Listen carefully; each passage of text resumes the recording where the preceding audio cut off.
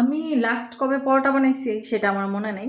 এখন কয়েকদিন যাবতই আমার পরোটা খেতে মন চাচ্ছে। তো ভাবলাম যে আজকে পরোটা বানিয়েই ফেলি। ১ দিন বানিয়ে আমি ২ দিন খাবো। এর জন্য যেই কথা সেই কাজ। আমি আটা, বেলন, পেড়ি সবকিছুই নিয়ে নিলাম। কিন্তু এখন প্রশ্ন হলো, আটাতে আমি কি গরম পানি দিব নাকি ঠান্ডা পানি দিব? এটা নিয়ে আমি কনফিউজ। তো ফেসবুকে একটা পোস্টে দিয়ে দিলাম। একটা বান্ধবী বলল যে কুসুম গরম পানি। তো এখন আমি কুসুম গরম পানি বসাই দিব চুলাতে হওয়ার জন্য এবং মেক করব very tasty and sweet parota. And if you want to learn how to cook parota, you have to watch this video full. Okay, টেনে ফেনে দেখলে হবে না, ফুল ভিডিও দেখতে হবে। So let's go. এই যে আমি পানি দিয়ে দিলাম চুলাতে গরম হওয়ার জন্য এবং অলরেডি এটা গরম হয়ে গেছে। আমি চুলাটা অফ করে দিব এবং এখন এটা আসলে পরোটা বানানোর কাজে ইউজ করব। যেহেতু পানিটা বেশি গরম হয়ে গেছে, এই পানিটা আমি এখন দিব না। আমি পানিটা ঠান্ডা হওয়ার জন্য একটু টাইম নিব। আমি বড় একটা বল নিচ্ছি এখানে। বড় একটা বলের মধ্যে এখন হচ্ছে যে আমি আটা নিয়ে নিব পরিমাণ মতো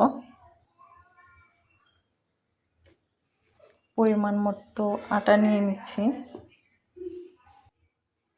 এই যে এই পরিমাণ আমি আটা নিলাম এবং আটার মধ্যে আমি পরিমাণ মতো লবণ দিয়ে দিব। লবণও দিয়ে দিছি। প্রথমে এগুলো এখন ভালো করে মিশিয়ে নিব আমি। এরপর আমি পানিটা দিব, পরিমাণ মতো পানি। এই যে এখন আমি পানি দিচ্ছি, দেখি কি অবস্থা হয়েছে কিনা। পানি যদি আরও লাগে তাহলে পরে দিয়ে দিব।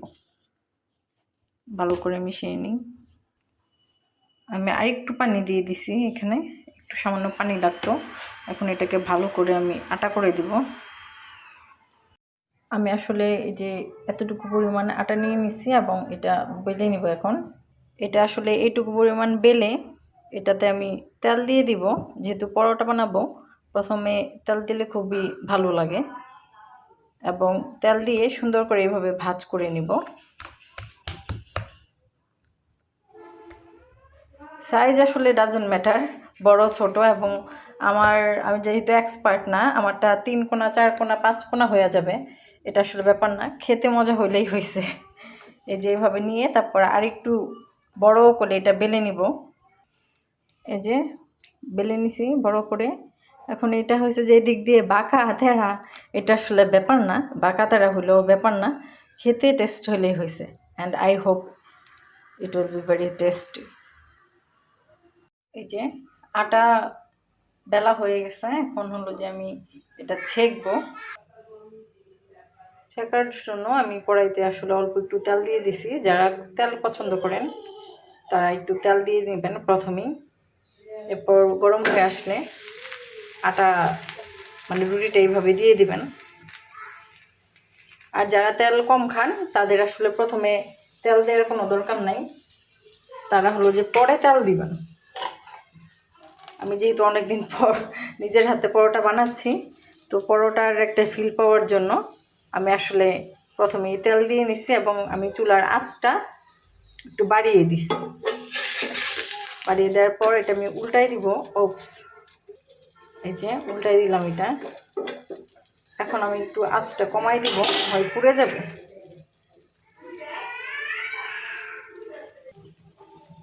এই যে রুটিটা যখন এরকম হয়ে আসবে তখন হলো যে আমি একটু তেল দিয়ে দিব কড়াইয়ের মধ্যে, সাইড দিয়ে অল্প একটু তেল দিয়ে দিব এবং এটা জাস্ট ম্যাজিকের মতো ফুলে যাবে। সমস্যা নেই, এটা না ফুললেও পরেরটা ফুলবে।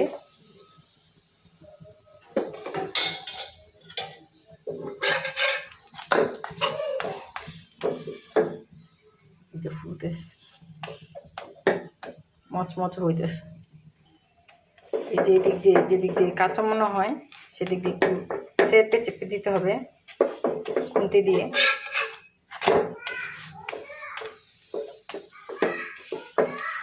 চেপে চেপে দিচ্ছি, মচমচ শব্দ হচ্ছে।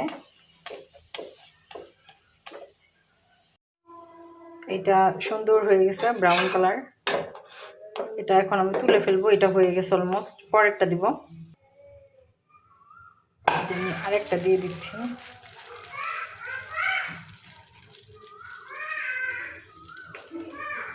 চুলার আঁচ আমি বাড়াই দিব।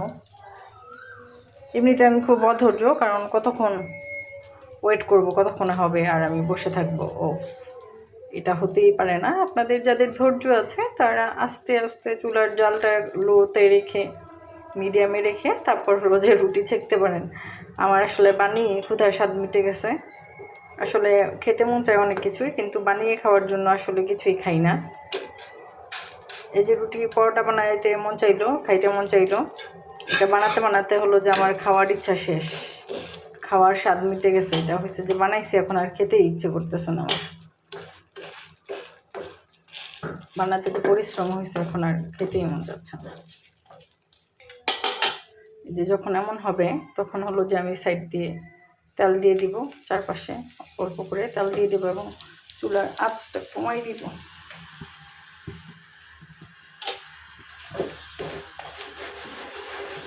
ভালো করে এভাবে ঘুরাই ঘুরাই দিব, রুটির চারপাশে যেন তেলটা লাগে এবং উল্টাই দিব।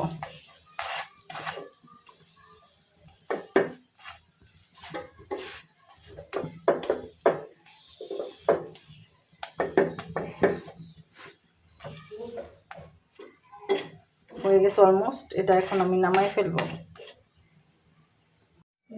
সুন্দর মচমচে পরোটা হয়ে গেছে। এই যে আয়রা পাখি পরোটা খাচ্ছে। আয়রা, পরোটা অনেক ভালো লাগে তোমার? Yum yum yum. Ayra paratha খেয়ে নাচে। মাংসের ঝোল দিয়ে পরোটা খাওয়ার মজাই আলাদা। আমি মাংসের ঝোল দিয়েই খাওয়ার জন্য পরোটা বানাইছি।